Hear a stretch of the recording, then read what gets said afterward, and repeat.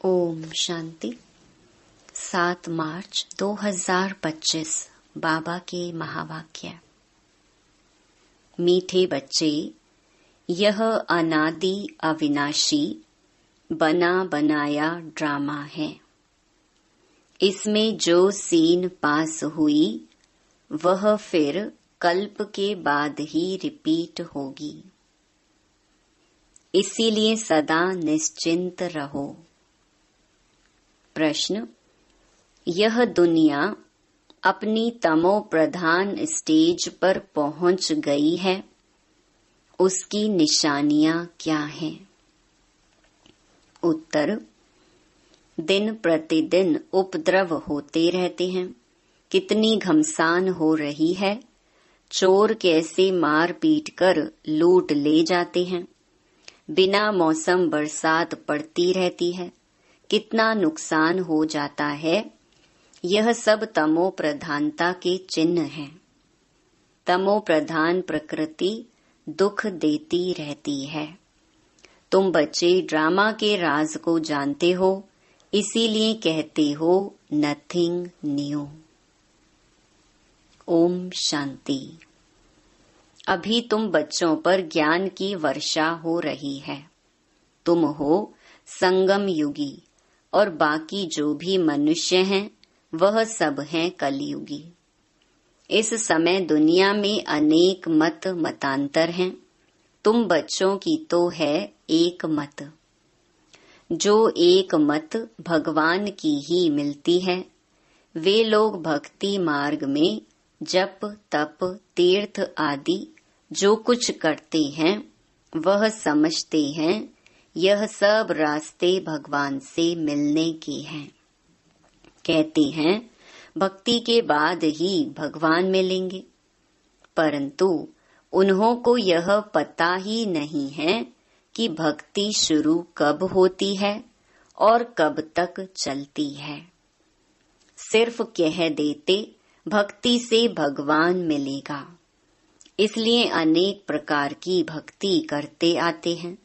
यह भी खुद समझते हैं कि परंपरा से हम भक्ति करते आए हैं। एक दिन भगवान जरूर मिलेगा। कोई न कोई रूप में भगवान मिलेगा। क्या करेंगे? जरूर सद्गति करेंगे, क्योंकि वह है ही सर्व का सद्गति दाता। भगवान कौन है, कब आएगा, यह भी नहीं जानते। महिमा भल किस्म किस्म की गाते हैं। कहते हैं भगवान पतित पावन है, ज्ञान का सागर है। ज्ञान से ही सद्गति होती है। यह भी जानते हैं भगवान निराकार है। जैसे हम आत्मा भी निराकार हैं, पीछे शरीर लेती हैं। हम आत्माएं भी बाप के साथ परम धाम में रहने वाली हैं। हम यहाँ की वासी नहीं हैं। कहाँ के निवासी हैं, यह भी यथार्थ रीति नहीं बतलाते हैं। कोई तो समझते हैं हम स्वर्ग में चले जाएंगे। अब सीधा स्वर्ग में तो किसको भी जाना नहीं है। कोई फिर कहते ज्योति ज्योत में समा जाएंगे। यह भी रॉन्ग है। आत्मा को विनाशी बना देते हैं। मोक्ष भी हो न सकी, जबकि कहते हैं बनी बनाई बन रही, अब कुछ बननी नहीं। यह चक्र फिरता रहता है। हिस्ट्री ज्योग्राफी रिपीट होती है, परंतु चक्कर कैसे फिरता है यह नहीं जानते। न चक्कर को जानते न ईश्वर को जानते। भक्ति मार्ग में कितना भटकते हैं। भगवान कौन है यह तुम जानते हो। भगवान को फादर भी कहते हैं, तो बुद्धि में आना चाहिए ना। लौकिक फादर भी तो है, फिर हम उनको याद करते हैं, तो 2 फादर हो गए, लौकिक और पारलौकिक। उस पारलौकिक बाप से मिलने के लिए इतनी भक्ति करते हैं। वह परलोक में रहते हैं। निराकारी दुनिया भी है जरूर। तुम अच्छी रीति जानते हो, मनुष्य जो कुछ करते हैं वह सब है भक्ति मार्ग। रावण राज्य में भक्ति ही भक्ति होती आई है। ज्ञान हो न सके, भक्ति से कभी सद्गति नहीं हो सकती। सद्गति करने वाले बाप को याद करते हैं तो जरूर वह कभी आकर सद्गति करेंगे। तुम जानते हो यह बिल्कुल ही तमो प्रधान दुनिया है। सतो प्रधान थे, अभी तमो प्रधान है। कितने उपद्रव होते रहते हैं। बहुत घमसान हो रही है। चोर भी लूटते रहते हैं। कैसे कैसे मार पीट कर चोर पैसे लूट ले जाते हैं। ऐसी ऐसी दवाइयां हैं जो सुंघाकर बेहोश कर देते हैं। यह है रावण राज्य। यह बहुत बड़ा बेहद का खेल है। इसको फिरने में 5000 वर्ष लगते हैं। खेल भी ड्रामा मिसल है, नाटक नहीं कहेंगे। नाटक में तो समझो कोई एक्टर बीमार पड़ता है तो अदली बदली कर लेते हैं। इसमें तो यह बात हो न सके। यह तो अनादि ड्रामा है ना। समझो कोई बीमार हो पड़ता है तो कहेंगे ऐसे बीमार होने का भी ड्रामा में पार्ट है। यह अनादि बना बनाया है। और किसको तुम ड्रामा कहो तो मूंझ जाएंगे। तुम जानते हो यह बेहद का ड्रामा है। कल्प बाद फिर भी यही एक्टर्स होंगे। जैसे अभी बरसात आदि पड़ती है, कल्प बाद फिर भी ऐसे ही पड़ेगी। यही उपद्रव होंगे। तुम बच्चे जानते हो ज्ञान की बरसात तो सभी पर पड़ नहीं सकती है, लेकिन यह आवाज सभी के कानों तक अवश्य जाएगा कि ज्ञान सागर भगवान आया हुआ है। तुम्हारा मुख्य है योग। ज्ञान भी तुम सुनते हो, बाकी बरसात तो सारी दुनिया में पड़ती है। तुम्हारे योग से स्थायी शांति हो जाती है। तुम सबको सुनाते हो कि स्वर्ग की स्थापना करने भगवान आया हुआ है, परंतु ऐसे भी बहुत हैं जो अपने को भगवान समझ लेते हैं। तो तुमको फिर कौन मानेगा। इसीलिए बाप समझाते हैं कोटों में कोई निकलेंगे। तुम्हारे में भी नंबर वार जानते हैं भगवान बाप आया हुआ है। बाप से तो वर्षा लेना चाहिए ना। कैसे बाप को याद करो वह भी समझाया है। अपने को आत्मा समझो। मनुष्य तो देह अभिमानी बन गए हैं। बाप कहते हैं मैं आता ही तब हूँ जब सभी मनुष्य आत्माएं पतित बन जाती हैं। तुम कितने तमो प्रधान बन गए हो। अब मैं आया हूँ तुमको सतो प्रधान बनाने। कल्प पहले भी मैंने तुमको ऐसे समझाया था। तुम तमो प्रधान से सतो प्रधान कैसे बनेंगे। सिर्फ मुझे याद करो। मैं आया हूँ तुमको अपना और रचना का परिचय देने। उस बाप को सभी याद करते ही हैं। रावण राज्य में आत्मा अपने बाप को याद करती है। बाप है ही अशरीरी, बिंदी है ना। उनका नाम फिर रखा गया है। तुमको कहते हैं सालीग्राम और बाप को कहते हैं शिव। तुम बच्चों का नाम शरीर पर पड़ता है। बाप तो है ही परम आत्मा। उनको शरीर तो लेना नहीं है। उसने इनमें प्रवेश किया है। यह ब्रह्मा का तन है। इनको शिव नहीं कहेंगे। आत्मा नाम तो तुम्हारा है ही, फिर तुम शरीर में आते हो। वह परम आत्मा है, सभी आत्माओं का पिता। तो सभी के दो बाप हो गए, एक निराकारी एक साकारी। इनको फिर अलौकिक वंडरफुल बाप कहा जाता है। कितने ढेर बच्चे हैं। मनुष्यों को यह समझ में नहीं आता है। प्रजापिता ब्रह्मा कुमार कुमारियां इतने ढेर हैं, यह क्या है? किस प्रकार का यह धर्म है? समझ नहीं सकते। तुम जानते हो यह कुमार कुमारी प्रवृत्ति मार्ग का अक्षर है ना। माँ बाप कुमारी और कुमार भक्ति मार्ग में तुम याद करते हो, तुम मात पिता हम बालक तेरे। अभी तुमको मात पिता मिला है, तुमको एडॉप्ट किया है। सतयुग में एडॉप्ट नहीं किया जाता है, वहाँ एडॉप्शन का नाम नहीं। यहाँ फिर भी नाम है। वह है हद का बाप, यह है बेहद का बाप। बेहद की एडॉप्शन है। यह राज बहुत ही गुहिया समझने लायक है। तुम लोग पूरी रीति किसको समझाते नहीं हो। पहले पहले अंदर कोई आते हैं, बोले गुरु का दर्शन करने आए हैं, तो तुम बोलो कि यह कोई मंदिर नहीं है। बोर्ड पर देखो क्या लिखा हुआ है। ब्रह्मा कुमार कुमारियां ढेर हैं। यह सब प्रजापिता के बच्चे हो गए। प्रजा तो तुम भी हो। भगवान सृष्टि रचते हैं। ब्रह्मा मुख कमल द्वारा हमको रचा है। हम हैं ही नई सृष्टि के, तुम हो पुरानी सृष्टि के। नई सृष्टि का बनना होता है संगम युग पर। यह है पुरुषोत्तम बनने का युग।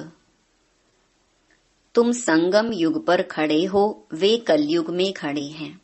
जैसे कि पार्टीशन पड़ गई है। आजकल तो देखो कितनी पार्टीशन है।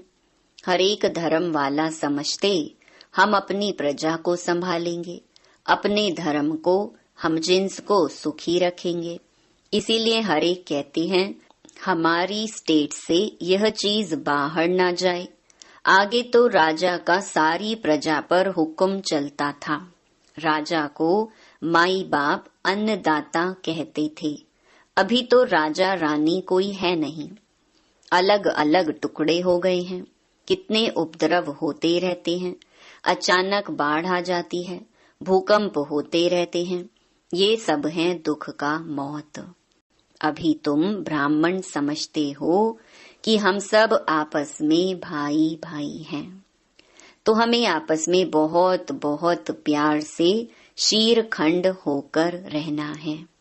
हम एक बाप के बच्चे हैं, तो आपस में बहुत प्यार होना चाहिए।